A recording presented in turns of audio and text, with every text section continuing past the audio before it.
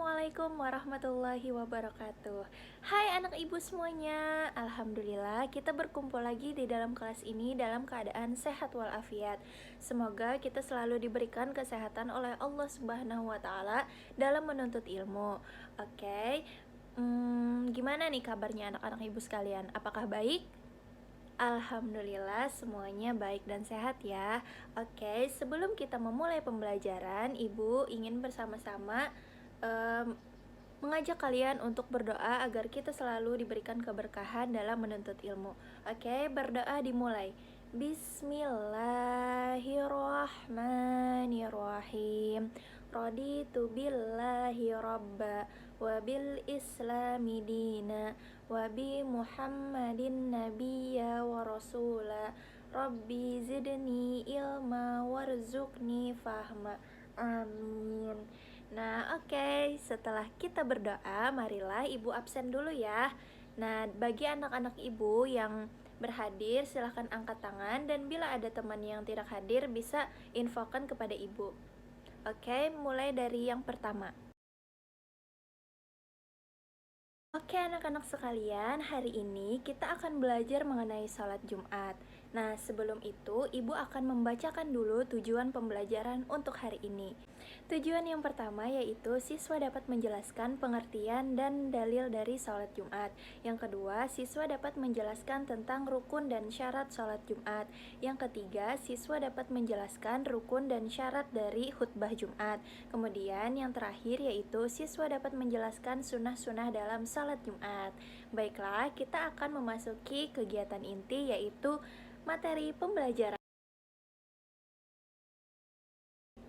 Oke, kita memasuki ke dalam kegiatan inti. Nah, di sini Ibu akan menjelaskan kepada kalian tentang materi sholat Jumat. Sebelum itu, Ibu akan bertanya dulu kepada kalian. Biasanya kita sholat Jumat itu pada hari apa? Ya benar, salat Jumat dilaksanakan pada hari Jumat sesuai dengan namanya. Dan salat Jumat ini diwajibkan bagi para laki-laki. Nah, anak ibu sekalian yang laki-laki, apakah kalian biasanya salat Jumat? Nah, alhamdulillah salat Jumat semuanya ya. Semoga menjadi anak yang soleh dan selalu melaksanakan kewajiban-kewajibannya. Nah, oke, setelah itu ibu akan menjelaskan tentang pengertian salat Jumat. Nah, pengertian salat Jumat adalah salat 2 rakaat yang dilaksanakan sesudah khutbah pada saat waktu zuhur di hari Jumat. Adapun hukum melaksanakan salat Jumat bagi setiap laki-laki muslim dewasa atau yang sudah balik itu adalah fardu ain atau kewajiban. Bila ditinggalkan akan berdosa dan apabila dilaksanakan mendapat pahala. Nah, kiranya anak ibu sekalian yang sudah kelas 7 MTS itu sudah balik dan diwajibkan untuk sholat Jumat. Kemudian orang yang merdeka itu juga diwajibkan sholat Jumat. Sekiranya kita pada zaman sekarang itu semuanya sudah merdeka dan memiliki hak asasi manusia sehingga kita tidak ada halangan untuk melaksanakan ibadah. Kemudian penduduk tetap dan bukan musafir itu diwajibkan untuk sholat Jumat. Apabila kita sedang di perjalanan itu boleh tidak melaksanakan sholat Jumat. Nah, oke. Adapun dalil yang membahas tentang sholat Jumat yaitu terdapat pada Quran Surah Al-Jumu'ah ayat 9 yang artinya, hai orang-orang yang beriman, apabila diseru untuk menunaikan sholat Jumat, maka bersegeralah kamu untuk mengingat Allah dan tinggalkanlah jual beli. Yang demikian itu lebih baik bagimu jika kamu mengetahui. Pada ayat ini sudah dijelaskan bahwa transaksi jual beli itu sebaiknya ditinggalkan. Nah, bagi anak ibu sekalian yang merasa kalau sholat Jumat itu sudah memasuki waktunya, maka tidak boleh berbelanja. Misal kalian berbelanja gorengan, nah itu tinggalkan dulu, nanti lanjutkan pada saat selesai sholat Jumat. Nah, adapun keutamaan hari Jumat sebagaimana hadis Nabi yaitu dari Abu Hurairah, ia berkata, Rasulullah Shallallahu alaihi wasallam bersabda, sebaik-baik hari di mana matahari terbit padanya adalah hari Jumat. Di hari itu Adam dimasukkan ke dalam surga dan pada hari itu Adam dikeluarkan dari surga dan hari kiamat akan terjadi pada hari Jumat. Hadis riwayat Muslim. Oke, lanjut. Ibu akan menjelaskan tentang syarat dan rukun sholat Jumat. Nah, yang pertama yaitu ada syarat wajib sholat Jumat. Yang pertama yaitu Islam, yang kedua balik atau dewasa, tidak wajib sholat bagi anak-anak. Tetapi untuk anak ibu sekalian, sekiranya kalian sudah balik, maka diwajibkan untuk sholat Jumat. Dan yang ketiga yaitu sehat akal, tidak gila. Yang keempat yaitu laki-laki, perempuan itu tidak wajib. Nah, bagi anak-anak ibu sekalian yang perempuan itu hanya dianjurkan untuk sholat di rumah, yaitu sholat zuhur. Kemudian yang kelima yaitu sehat badan, tidak wajib bagi orang yang sakit. Jadi bagi anak ibu sekalian yang sedang sakit itu boleh tidak sholat Jumat, tetapi kalau pura-pura sakit itu beda lagi ceritanya. Kemudian yang terakhir yaitu bermukim atau tidak sedang bepergian, yaitu musafir itu tidak wajib. Nah, bagi musafir itu dibolehkan untuk sholat zuhur saja. Adapun syarat sah sholat Jumat yaitu yang pertama dilaksanakan di tempat-tempat yang sudah tetap. Misal di masjid atau di lapangan yang biasanya orang melaksanakan sholat Jumat. Kemudian dilaksanakan secara berjamaah, tidak boleh sendiri-sendiri. Yang ketiga yaitu dilaksanakan pada waktu sholat zuhur. Tidak dianjurkan dan tidak dibenarkan untuk melaksanakan sholat Jumat pada waktu-waktu selain sholat zuhur. Kemudian yang keempat yaitu sholat Jumat diawali dengan 2 khutbah. Adapun rukun dari sholat Jumat yaitu sama dengan rukun sholat fardu, namun ada aturan khusus tentang sholat Jumat, yaitu yang pertama adalah khatib. Khatib di sini berperan sebagai yang memberikan ceramah ataupun pidato. Kemudian yang kedua yaitu jamaah Jumat. Nah, jamaah di sini minimal untuk sholat Jumat adalah 40 orang. Wallahu a'lam bishawab. Kemudian yang ketiga yaitu 2 khutbah dan duduk di antara keduanya. Kemudian yang keempat yaitu sholat 2 rakaat atau sholat Jumat dengan berjamaah. Nah, kemudian ibu akan membahas tentang khutbah Jumat. Khutbah Jumat di sini ibu akan menjelaskan tentang syarat dan rukun-rukunnya. Kemudian, yang pertama ibu akan menjelaskan tentang syarat khutbah Jumat. Yang pertama yaitu khatib harus suci dari hadas dan najis. Yang kedua, khatib harus menutup aurat. Yang ketiga, khutbah dimulai setelah masuk waktu zuhur. Kemudian yang keempat, khutbah dilakukan dengan berdiri jika mampu. Apabila tidak mampu, boleh duduk. Kemudian yang kelima, khatib duduk sejenak antara 2 khutbah. Dan yang keenam yaitu suara khatib terdengar oleh jamaah sehingga setiap jamaah mendengarkannya. Dan kita disarankan untuk yang mengikuti sholat Jumat tidak mengantuk. Adapun rukun dari khutbah Jumat yang pertama yaitu membaca puji-pujian kepada Allah Subhanahu wa taala atau tahmid. Contohnya yaitu Alhamdulillahilladzi arsala rasulahu bil huda wa dinil haqqi basyiran wa nadhiran liyuzhirahu ala dini kullihi wa kafa billahi syahida. Kemudian membaca 2 kalimat syahadat, asyhadu alla ilaha illallah wa asyhadu anna muhammadar rasulullah, atau asyhadu alla ilaha illallah wahidul qahharu la syarika lahu wa asyhadu anna muhammadun abduhu wa rasulahul mab'utsu rahmatan lil alamin. Kemudian yaitu membaca salawat atas Nabi Muhammad. Allahumma salli wa sallim wa barik ala Muhammad wa ala alihi wa sahbihi ajma'in. Kemudian membaca wasiat takwa yaitu faya ayyuhalladzina amanu taqullaha haqqa tuqatihi wa la tamutunna illa wa antum muslimun. Nah, kemudian membaca ayat Al-Qur'an sesuai dengan tema khutbah dan membaca doa yang berisi ampunan permohonan dosa. Nah, ibu akan memberikan contoh doanya di sini. Kemudian pembahasan terakhir yaitu tentang sunnah-sunnah sholat Jumat.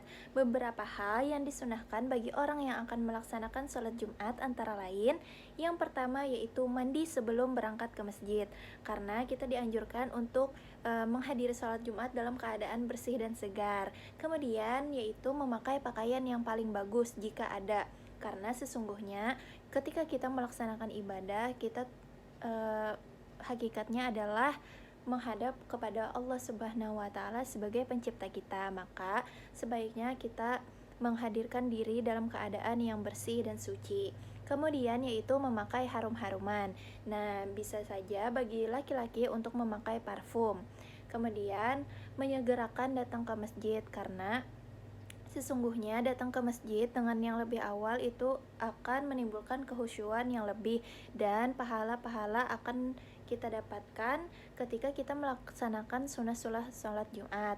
Kemudian yaitu memotong kuku dan mencukur kumis. Nah, di sini kita disunahkan untuk mencukur kumis ataupun memotong kuku pada hari Jumat karena itu disunahkan. Kemudian yaitu membaca Al-Quran atau zikir sebelum khutbah.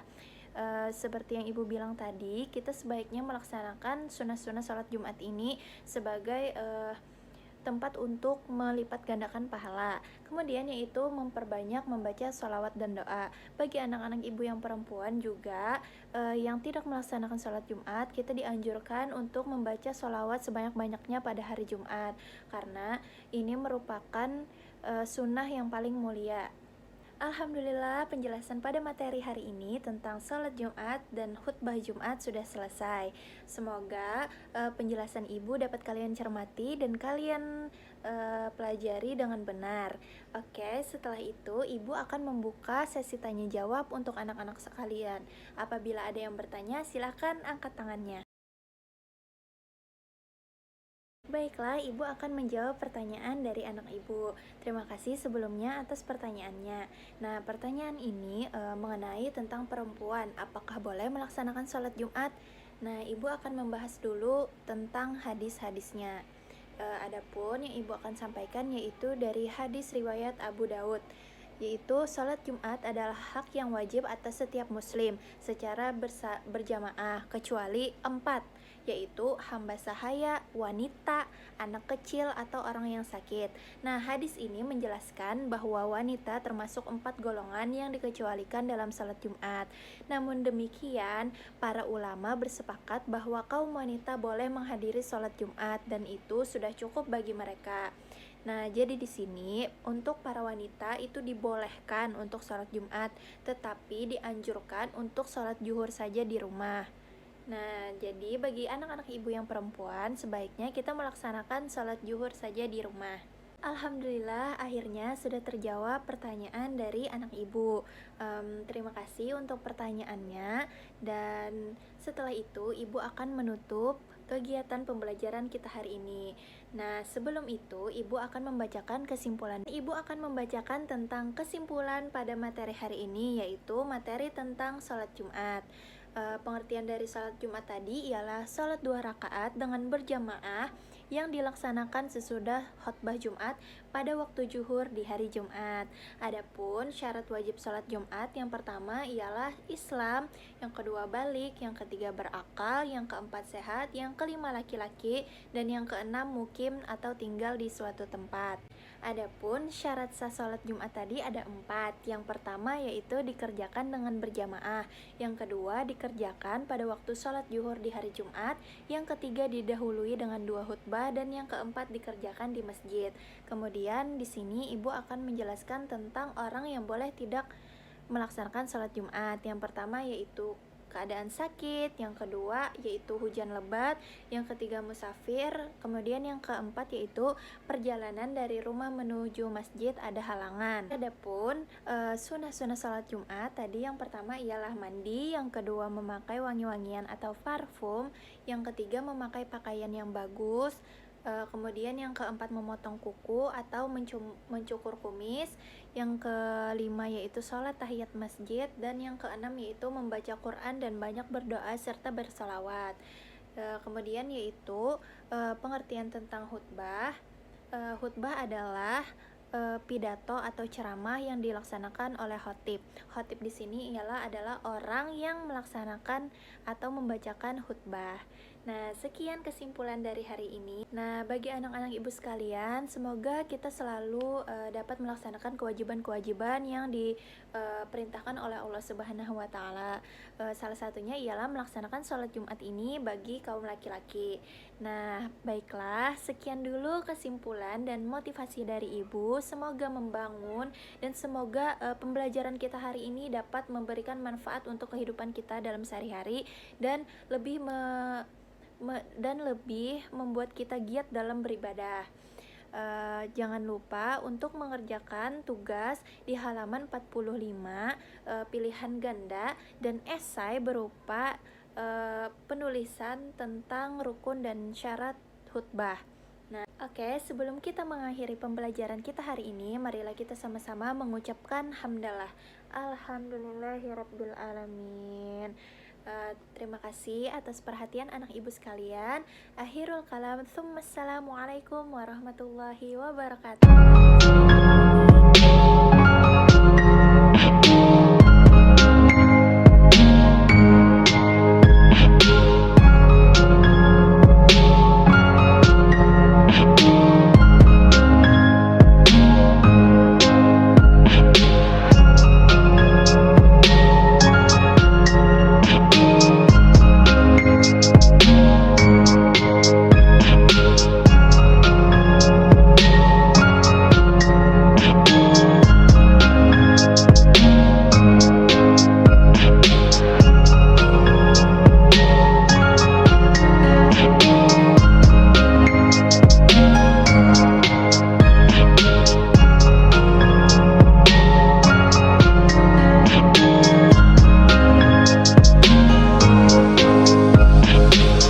誰かの声がする。